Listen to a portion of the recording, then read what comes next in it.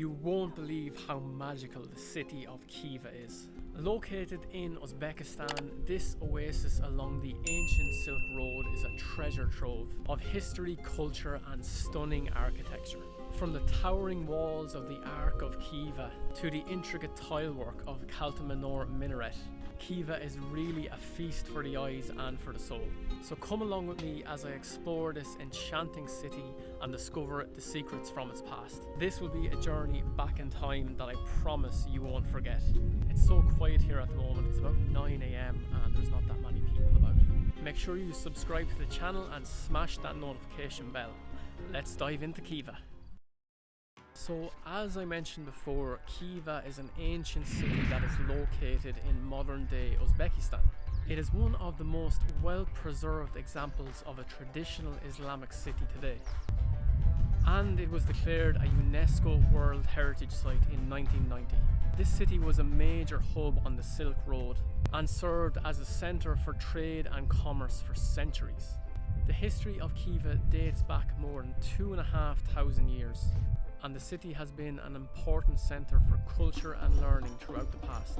It has been inhabited by many different peoples over the centuries, including the Persians, the Turks, the Mongols and the Arabs. And the first thing you're going to want to do when you arrive here, when you're in the mood to go and explore, is to buy a ticket that allows you entry to most of the main sites here in the city. This ticket will cost you 150,000 som, which is about €12, but it's definitely worth it. You can enter and re-enter all the major attractions listed on the ticket within a 48-hour period, so make sure that you plan your trip accordingly, otherwise you're going to have to repurchase another ticket. We have heard of other people getting in again once their ticket had expired, but for me I wouldn't risk that because you're probably going to run into trouble down the line, although some people do get away with it. We bought our tickets outside the west gate. There's a little kiosk where you can buy them very close to the gate itself. You probably can buy them in other areas as well. You can easily walk to it no matter where you're staying in the walled city. Speaking of the walls, you do have to pay an extra fee to go up and walk around those, but it's a really nice view down onto the city. The same goes for Islam Khoja Minaret. To go up to the very top and view the city from there, you have to pay an extra fee, which I think is absolutely ridiculous, but it is what it is. So with that, let's start at Islam Khoja Madrassah and Minaret. It's so big and very cool. The Islam Khoja Madrassah was built in the early 20th century and it served as an Islamic school for many years. It is easily one of the most beautiful madrassas here in Khiva if you look at the beautiful tilework and the architecture. The Islamic school is a good example of the blend of Timurid and Islamic architectural styles. Looking at the exterior here behind me, you can see it's typical of Central Asian architecture. The blue and white tiles, it's really beautiful to see up close. As you walk in the entrance, you can see the portal above. There's a wooden structure there, very cool, well designed. The mosaic and tiles are very beautiful. They display geometric floral patterns. The interior of the madrassah as well is just as impressive. It's made up of long corridors. It also has many of the beautiful tilework that we've seen on the outside as well. It's well worth coming in here, having a walk around and looking back at the history of Khiva. I'm here now in the courtyard, so you can see around me the classrooms would have been centered around this area, which would be typical for these madrassas. There's barely anybody else inside here with me at the moment, so go early if you want to avoid the crowds. And for me, I think it's very cool when you come in here because you're kind of transported back into the past. You can see all these classrooms. Back in the day, they would have been full with students doing their learnings in this area. They would come out for some fresh air, take in some light, and it's nice to have a real genuine glimpse into the history and lives of people that would have lived here before. But to be honest, I think the main reason that people come here is to see the famous minaret. Islam Khoja Minaret is the tallest structure in all of Khiva, standing at 56 meters in height. Once again, it's a great example of Central Asian architecture with the fabulous mosaics and tilework that we have seen throughout our month here in Uzbekistan. I absolutely love it. The minaret was also built in the 20th century, and it's one of the most impressive and popular things to do here in the city. If you are visiting, you can go up to the very top of the minaret and enjoy the amazing views, but it is going to cost you an extra 100,000 som, so it is something to consider. But if you want to get that view, you're going to have to pay the money. Again, a little bit ridiculous if you ask me, because you are buying a ticket to see all of the other main attractions in the city. This one should be included.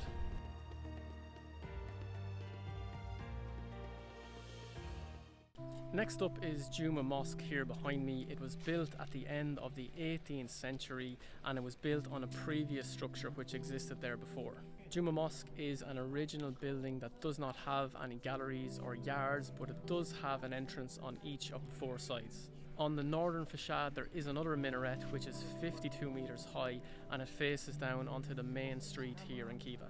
And I think it is time we went inside to show you what it's like. Inside here, the space is a single hall with a flat ceiling, which is supported by 215 of these amazing wooden pillars that you see here in front of me now. The pillars actually create this striking visual effect as you walk in, the contrast between dark areas and light areas. It's very cool to see. And some of them here have absolutely amazing carvings. It really highlights the amazing skill and beauty that these local masters would have when they were made back in the day. And the light coming through the ceiling just strikes half of these pillars, and it's really, really cool to see. Great place to take some photos. Well worth a visit in my opinion.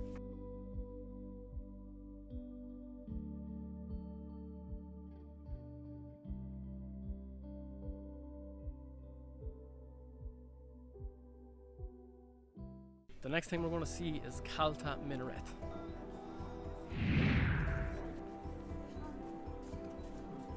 What I love about Kalta Minaret is the fact that it's so striking in the skyline here in Khiva. It was built in the early 19th century, and it was originally part of a plan that would make this minaret the tallest in the Islamic world. You're probably looking at the minaret and thinking, why is it so flat? The reason for this is because the ruler who commissioned it died, and his successor actually decided to stop the completion of the project in full. So today we are left with part of a minaret. Visually, Kalta Minaret is probably one of my favourite things here in Khiva. The layers as you go up, the intricate tilework, again, that turquoise colour, it really is something to see. Now Kalta Minaret only stands at 29 metres. It's about 1/3 of what it was originally supposed to be. Bit of a shame, but still it's quite something.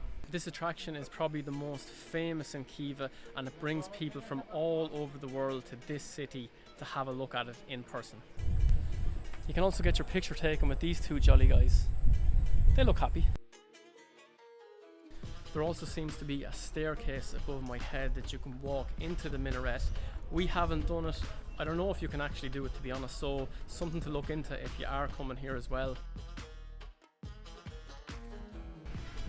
It's pretty amazing, to be fair. Oh, it's very hot today. The sun is beating down now, and it's only about 11:30 a.m. As I mentioned before, Khiva is an enclosed city, so now we are going to go and explore the city walls and the gates. So we had to pay some lad who couldn't speak English 40,000 som for me and Lupe to climb up the staircase to the walls, to walk around it for a little bit. He got some lady to open it with a key. I don't know if it's official or unofficial, but that's the way we did it, and we had some great views up there. I think that was at the north gate, but it was a really nice experience. Very tough to get up the steps, but it is something you just have to do if you're coming to Khiva. My knees were absolutely killing me after it, but it is nice to see the city from a different perspective. So the wall itself was built centuries ago, and it's made from clay. It's very strong. It's straw clay. We've seen this in the different fortresses in the area that we're in now as well, so a very common practice here when constructing a wall or a castle or a building. You can see them here beside me now. There's many tombs actually in the walls as well, which is quite interesting in my view. They are made from, as I said, the clay and the adobe brick as well. That's how they do it here. And it is thought that these walls date from somewhere around the 5th century. The wall's width range from about 6 to 8 meters in different areas, and it's well over 2,000 meters long. You can even see here the straw in the mud itself. It's, as I said, very common to do it this way, and obviously it is a trusted and proven method of building a defensive wall because we've seen it so often here. I'm going to put a link here to another video on the 5 castles tour that we did here in Khiva. You can see plenty more castles that were made in this way. I think it's so cool that this beautiful city is so densely packed into a space that is less than a kilometre squared. Mind is blown. If you want to enter or exit the city, you can do so at the north, south, east or west gate. The next site we're going to visit is Kuhna Ark and Watchtower, but we're going to go there a little bit later when the sun is setting, and trust me, when we visit you're going to realise why I did that.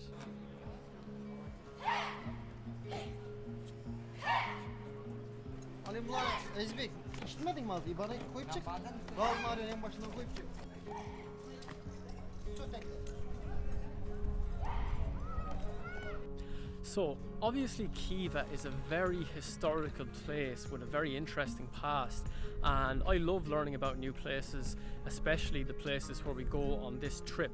So let's dive a little bit deeper into the history of Khiva. All the way back in 1220, this city was absolutely demolished by Genghis Khan, and to be honest, it took a long time for it to recover fully. In 1511, Khiva was part of the Shaiban state, and in 1598 the city became the capital of the Khiva Khanate. And as we've seen, the most impressive structures were all constructed between the 18th and early 20th century. It was about this time that Khiva became under the control of the Kungrat dynasty. In 1763, Muhammad Amin, a prominent representative of the Uzbek Kungrat family, came to power in Khorasan. It was under his rule that in a very short time, Khiva became the spiritual center of Central Asia. In the mid-19th century, the defensive circle of Dishankala was built by Alakuli Khan. So really, Khiva combines 2 cities in one, the outer layer which is Dishankala and the inner layer which is Ichankala, where we are right now.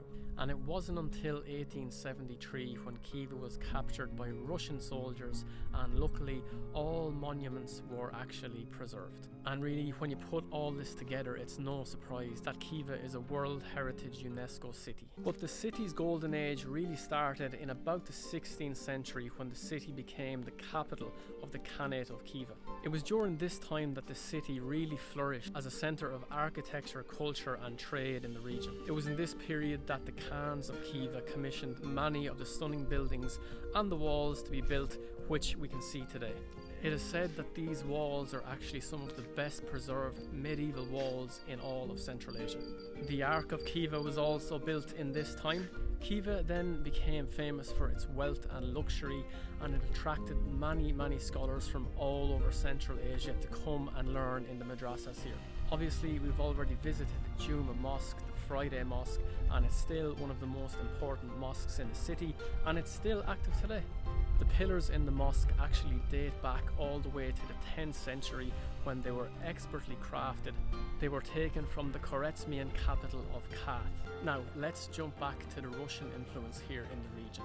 As mentioned before, in the 19th century, Khiva became a target for the Russian expansion. In 1873, the Russians attacked the city.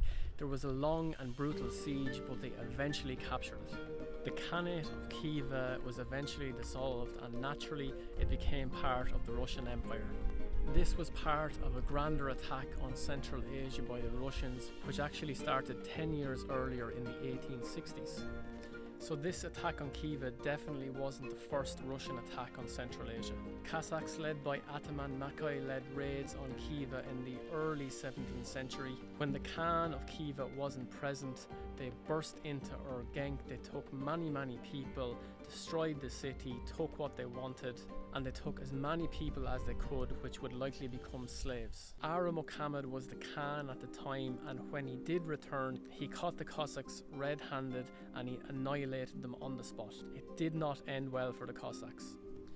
Then in the Soviet era, Khiva was very much neglected and it fell into despair. Since the collapse of the Soviet Union in 1991, Uzbekistan gained its independence, and since then the country has flourished and become a major tourist destination from people all over the world.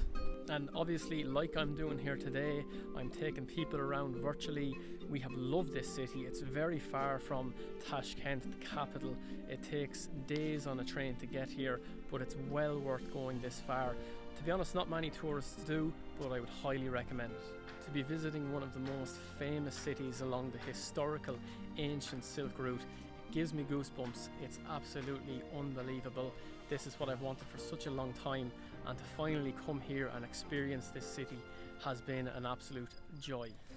So I'm after picking up Lupe, and now we're on the way to Kuhna Ark and Watchtower, so this is going to be very, very good. You can see the light has changed from earlier. The sun is starting to set, but it's going to be another hour or so before it is completely down, and it should give us a beautiful light down upon the city.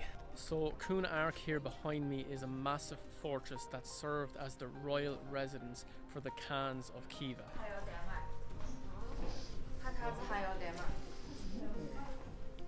Salam. So the Ark was built in the 17th century and it's one of the most impressive attractions here in the city. The complex here has a mosque, a mint, a jail, a haram and the throne room, of course. It's so nice here already. You can notice the change in light coming down on the ruins here beside me. It gives a really nice glow to all the minarets and all the buildings here in Khiva. It's absolutely special.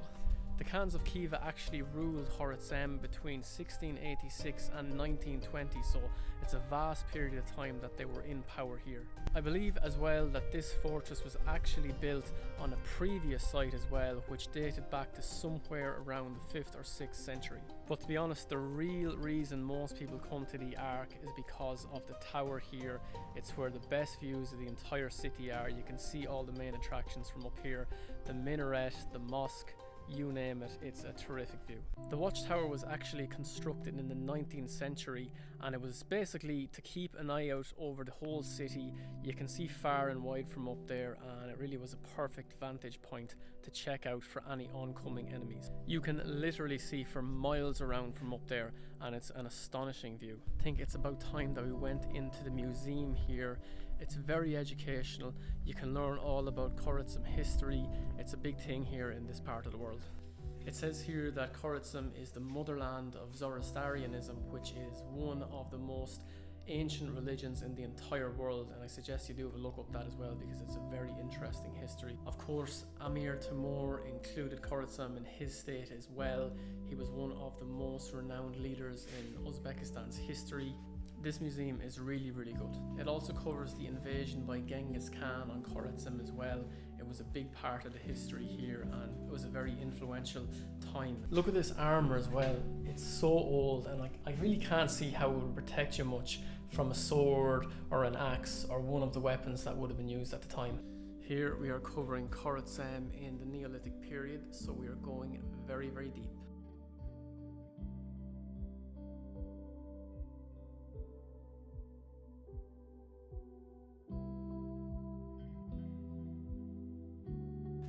Yeah, this museum is absolutely well worth it. Come here, don't miss it.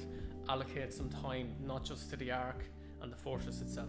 Look at this amazing clay model here. This is Toprakala. We actually did a tour to the 5 fortresses of Khiva the other day and it included this site. What an amazing place it was. I'd highly recommend visiting there. So this is a wall painting that was done in Toprakala. Obviously this is just a modern reproduction, but this is what you will find on the walls, on the ancient walls of the ruins over there. We didn't see that when we were on the site, but I'm sure it's in some museum. So we're going to head up to the watchtower now. It's tall, it's about 44 meters, it's cylindrical as well, and the stairs up are quite tough on the knees. It actually looks like the original tower was cylindrical, but where we're going up to now is actually square, and it definitely has the best views of all of Khiva. I'm out of breath. Look at those for views. Not too bad. But the best views are by far out this side. Have a look at this.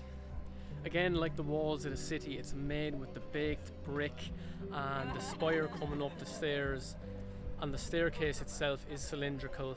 It's really tough on the legs, but by God is it worth it when you get up here.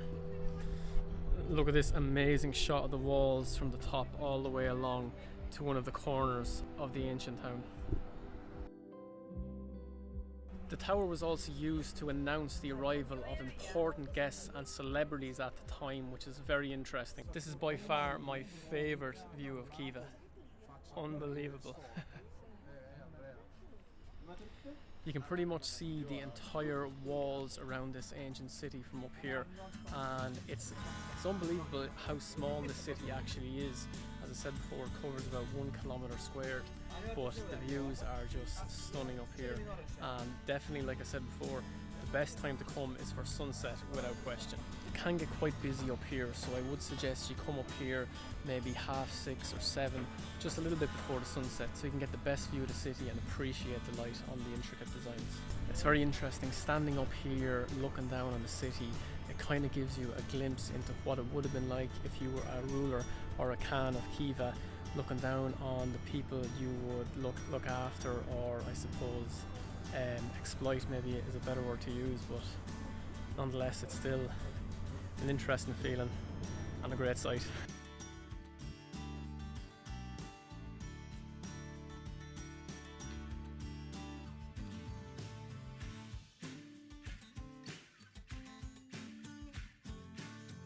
That was absolutely amazing. What a sunset, what a setting. So to me this is pretty unreal. It's one of the most spectacular views, to be honest, we've seen in a while on our travels. It's really good, and the sunset, the light makes it that little bit extra special. So do let us know in the comments what you thought of the view, the watchtower and the Ark. I'm impressed with it, and I would definitely recommend coming up here for the sunset if you do make it to Khiva. One amazing skill I have developed on this amazing travelling experience that we're doing is I can now transport back in time. So I'd love to hear your thoughts on the city of Khiva. What did you enjoy? What do you think you would visit first if you would come here? Let us know down in the comments. I loved walking around this city. It's simply one of the best things to do in my opinion. You can enjoy all of the architecture. It's beautiful. The people are very friendly. There's a very good atmosphere as well, which always makes it a lot nicer to explore a new area. Clearly there's plenty of things to do if you are visiting. There's so many madrassahs, there's so many sites. I don't even think we visited all the madrassahs ourselves, but you don't have to. A lot of them are similar, to be honest, but you can if you want to, if you have the time. I will say, however, that the food wasn't great in Khiva. It was much more tasty in Tashkent and Samarkand, but maybe we just got unlucky here. And if you had a different experience, you can also let us know. If you were asking how long would you need to spend in Khiva, I would guess somewhere around 2 to 3 days to probably cover all the main attractions and do it at a leisurely pace as well. So we're actually leaving Uzbekistan tomorrow. We're heading back to Tashkent on the train to get the plane to Bishkek in Kyrgyzstan. So that's something really exciting that we are both looking forward to. Do like the video if you got something out of it. Subscribe to the channel and hit the notification bell if you want to stay up to date on all our travels through Central Asia. It also helps with the algorithm. It will push our videos out to lovely folks like you who want to learn about Khiva and other places in the region. Thank you so much for watching, and we will see you in the next one. Cheers.